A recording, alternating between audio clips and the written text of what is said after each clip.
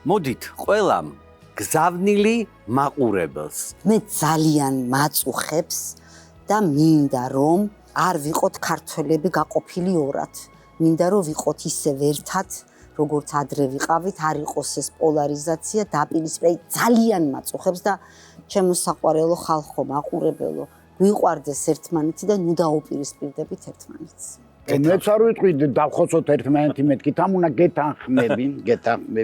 იყვარდეთ ერთმანეთი თუ კი ჭკუა გაქვთ, ასე უნდა იყოს და არ დაკარგონ საკუთარი თავი, არაფრის დიდებით, ვერანაირ ძალამ ვერ უნდა განაწყოს ადამიანის რომ შენი ქვეყნის რამენაირად წინააღმდეგ, ან შენი ხალხის, შენი ერის წინააღმდეგ წახვიდე. მე მინდა უსურო, რა ვიცი, აი ის თუნდაც ის ერთობა, მარტო ხანდახან აი თამაშებზე თუ გამოჩნდება ხოლმე რაღაცა და მე ვისურვებ, რომ ეს ბედნიერება და ეს სიხარული ერთმანეთში, რაც თავისთავად ეს არის ცოტა მიკარგულია, ეს კვლავ დაბრუნდეს და მეტი დოზებით. და ჯერ ყოველთვის გვახსოვდეს. ყოველთვის ამას ვიმეორებ ამ ბოლო პერიოდში ძალიან. ჯერ წესია საქმე და მერე საქმეა საქმე. წყინვალით აქ დაწერილი და წყინვალით ნათამაშები ბატონო თარსაც და ამას ვივიწყებთ ქართველები და საქმე გვინდა ჯერ და წესებს გვავიწყდება უკვე და ეგრე არ გამოდის. ჯერ წესი. კაცი ისაა ნამდვილი, კარგად რომელმაც იცის, ვინაა ღირსი მანდილის, ვინ ქუდისაა ღირსი. ის ვაშკაცია საქები, ვინც ზედმიწევნით იცის, ვინაა ღირსი ძაგების, ვინ ქებისაა ღირსი.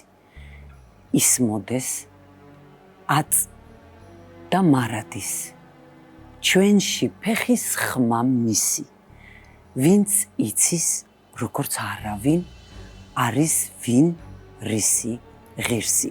ეს ლექსი მუხრან მაჭავარიანმა მიუძღვნა თავის მეგობარს იუზა ჩხეიძეს და მამაჩემს უყვარდა ძალიან ეს ლექსი და ბოლოში აი როცა ვამთავრებდი ხოლმე, როცა ხშირად ვეუბნებოდი ამ ლექსს, ვინ რისი და თვითონ იტყოდა ღირსი და მე ვიტყოდი ესე მამაჩემის და ამ შემთხვევაში მამა გარდაცვლილია იუზა ჩხეიძის თამადობით, ვისაც მიუძღვნა კარგმა კაცმა, მუხრან მაჭავარიანმა, ხო? ეს ლექსი? აი მის თამადობით.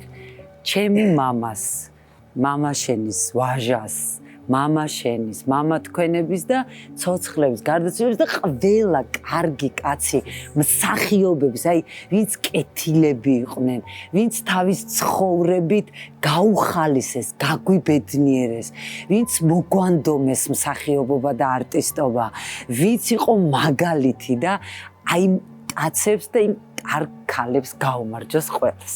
გაუმარჯოს.